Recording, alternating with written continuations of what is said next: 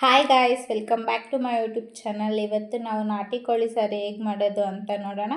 First ಮಸಾಲೆ prepare ಮಾಡ್ಕೊಳೋದಕ್ಕೆ stove ಮೇಲೆ ಒಂದು ಬಾಣಲಿನ ಇಟ್ಟು 2 ಈರುಳ್ಳಿ, 6ರಿಂದ 7 ಒಣಗಿರೋಂಥ ಮೆಣಸಿನ್ಕಾಯಿ, ಶುಂಠಿ ಬೆಳ್ಳುಳ್ಳಿ 2 ಟೇಬಲ್ ಸ್ಪೂನಷ್ಟು ಆಯಿಲ್ನ ಹಾಕಿ ಈರುಳ್ಳಿ ಸಾಫ್ಟ್ ಆಗೋವರೆಗೂ ಫ್ರೈ ಮಾಡ್ಕೊಳ್ಳೋಣ.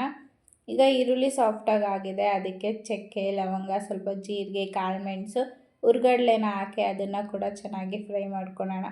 ಜೊತೆಗೆ ಕಟ್ ಮಾಡಿ ಇಟ್ಕೊಂಡಿರೋಂಥ 2 ಟೊಮೆಟೊನ ಹಾಕಿ ಟೊಮೆಟೊ ಸಾಫ್ಟ್ ಆಗೋವರೆಗೂ ಫ್ರೈ ಮಾಡ್ಕೊಳ್ಳೋಣ.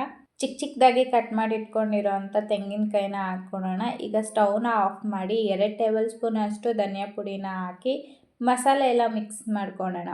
ಫ್ರೈ ಮಾಡಿ ಇಟ್ಕೊಂಡಿರೋ ಅಂಥದ್ದಕ್ಕೆ ಸ್ವಲ್ಪ ಕೊತ್ತಂಬರಿ ಸೊಪ್ಪನ್ನ ಹಾಕಿ ತಣ್ಣಗಾದ್ಮೇಲೆ ರುಬ್ಕೊಳ್ಳೋಣ.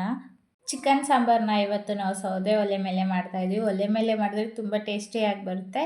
ಫಸ್ಟ್ ಒಲೆ ಮೇಲೆ ಒಂದು ಪಾತ್ರೆನ ಇಟ್ಟು ಅದಕ್ಕೆ 2 ಟೇಬಲ್ ಸ್ಪೂನ್ ಅಷ್ಟು ಆಯಿಲ್ನ ಹಾಕಿ ಆಯಿಲ್ ಕಾದ್ಮೇಲೆ ಅದಕ್ಕೆ ಚಿಕ್ಕದಾಗಿ ಕಟ್ ಮಾಡಿರೋವಂಥ ಆನಿಯನ್ನ ಹಾಕಿ ಫ್ರೈ ಮಾಡ್ಕೊಳ್ಳೋಣ. ಈಗ ಸ್ವಲ್ಪ ಕರ್ಬೇವಿನ ಸೊಪ್ಪನ್ನ ಹಾಕಿ ಕಟ್ ಮಾಡಿ ತೊಳೆದು ಇಟ್ಕೊಂಡಿರೋವಂಥ ನಾಟಿ ಕೋಳಿನ ಹಾಕಿ ಸ್ವಲ್ಪ ಹೊತ್ತು ಫ್ರೈ ಮಾಡ್ಕೊಳ್ಳೋಣ. ಈಗ ಅದು ಫ್ರೈ ಆದಮೇಲೆ ಅದಕ್ಕೆ ಅರ್ಧ ಟೇಬಲ್ ಸ್ಪೂನ್ ಅಷ್ಟು ಚಿಲ್ಲಿ ಪೌಡರ್, ಚಿಟಿಕೆ ಅರಿಶಿನ, ರುಚಿಗೆ ತಕ್ಕಷ್ಟು ಉಪ್ಪನ್ನ ಹಾಕಿ ಚೆನ್ನಾಗಿ ಮಿಕ್ಸ್ ಮಾಡ್ಕೊಳ್ಳೋಣ. ಚಿಲ್ಲಿ ಪೌಡರ್ನ ನೋಡ್ಕೊಂಡು ಹಾಕ್ಕೊಳ್ಳಿ. ಆಗಲೇ ನಾವು ಫ್ರೈ ಮಾಡೋವಾಗಲೂ ಕೂಡ ಮೆಣಸಿನ್ಕಾಯಿನ ಹಾಕಿದ್ವಿ. ಚಿಕನ್ ಸಾಂಬಾರು ಸ್ವಲ್ಪ ಸ್ಪೈಸಿ ಆಗಿದೆ, ಟೇಸ್ಟು ತುಂಬಾ ಚೆನ್ನಾಗಿರುತ್ತೆ. ಗೈಸ್, ನಾವು ಆಗಲೇ ರುಬ್ಬಿಟ್ಕೊಂಡಿರೋ ಅಂಥ ಮಸಾಲೆನ ಹಾಕಿ ಮಿಕ್ಸ್ ಮಾಡ್ಕೊಳ್ಳೋಣ. ರುಬ್ಬಿರೋ ಅಂಥ ಜಾರ್ಗೆ ಸ್ವಲ್ಪ ನೀರನ್ನ ಹಾಕಿ ಅದನ್ನು ಹಾಕ್ಕೊಂಡು ಅದಕ್ಕೆ ಇನ್ನೂ ಸ್ವಲ್ಪ ನೀರನ್ನ ಹಾಕಿ ಒಂದು ಲಿಡ್ನ ಕ್ಲೋಸ್ ಮಾಡಿ ಇಟ್ಕೊಂಡು ನಾವು ಟೆರೆಸ್ ಮೇಲೆ ಅಡುಗೆ ಮಾಡ್ತಾ ಇರೋದ್ರಿಂದ ನಮ್ಮ ಮನೆ ಸುತ್ತಲೂ ವೀವ್ ಹೇಗಿದೆ ಅಂತ ನೋಡಿ ಗೈಸ್. ಈಗ ಸಾಂಬಾರು ಚೆನ್ನಾಗಿ ಕುದೀತಾ ಇದೆ. ಇದು ನಮ್ಮ ಹಳ್ಳಿ ಟ್ರೆಡಿಷ್ನಲ್ ಅನ್ಬೋದು. ಇದನ್ನು ನಮ್ಮ ಅಜ್ಜಿಯವರೆಲ್ಲ ಒಲೆಯಲ್ಲಿ ಅಡುಗೆ ಮಾಡ್ತಾ ಇದ್ದಾಗ ಮಾಡ್ತಾಯಿದ್ರು. ಈಗ ನಮ್ಮಮ್ಮ ಕೂಡ ಮಾಡ್ತಾ ಇದ್ದಾರೆ.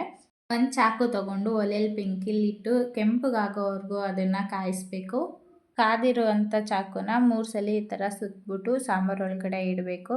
2 ಮಿನಿಟ್ಸ್ ಅದನ್ನು ಬಿಟ್ಟು ಅದಕ್ಕೇನಾದ್ರು ಚಿಕನ್ ಪೀಸ್ ಇಟ್ಕೊಂಡಿದ್ರೆ ದೃಷ್ಟಿ ಆಗಿದೆ ಅಂತ, ಇಲ್ಲ ಅಂದರೆ ಇಲ್ಲ ಅಂತ. ಈಗ ಸಾಂಬಾರು ಕುದೀತಾ ಇದೆ. ಒಂದು ಲಿಡ್ನ ಕ್ಲೋಸ್ ಮಾಡಿ ಸ್ವಲ್ಪ ಉರಿನ ಕಮ್ಮಿ ಮಾಡ್ಕೊಳ್ಳೋಣ. ನಾಟಿ ಕೋಳಿಯಲ್ಲಿ ಬರೋ ಮೊಟ್ಟೆನ ಎಲ್ಲ ಹಾಕಿ ಲಿಡ್ನ ಕ್ಲೋಸ್ ಮಾಡಿ ಸ್ವಲ್ಪ ಹೊತ್ತು ಬೇಯಿಸ್ಕೊಳ್ಳೋಣ. ಈಗ ಚಿಕನ್ ಎಲ್ಲ ಚೆನ್ನಾಗಿ ಬೆಂದಿದೆ. ಗಾಯ್ಸ್, ಈ ರೆಸಿಪಿ ನಿಮಗೆ ಇಷ್ಟ ಆಗಿದೆ ಲೈಕ್ ಮಾಡಿ, ಶೇರ್ ಮಾಡಿ, ಕಮೆಂಟ್ ಮಾಡಿ, ಹಾಗೆ ಸಬ್ಸ್ಕ್ರೈಬ್ ಕೂಡ ಮಾಡಿ. Thank you for watching.